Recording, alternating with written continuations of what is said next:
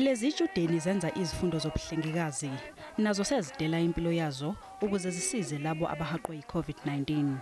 Kepha manje azisazizwa ziphephile.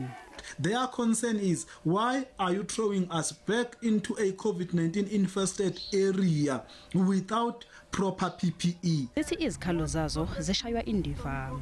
Students are asking their respective colleges to say, give us proper protective equipment, give us masks, give us visor, give us headgears, give us gowns and jumpsuits. Then we are good to go there and work so that we can meet those clinical hours. But colleges are not doing that.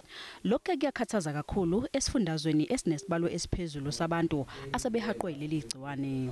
It's something that we are working with our administrators in the Gauteng College of Nursing, GCON, to make sure that necessary PPE is provided.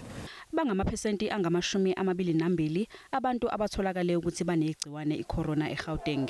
Nakuba sekwengezwe inani lembhede kodwa izikhungo ezigcina abantu abahaqekile sezidonsa kanzima.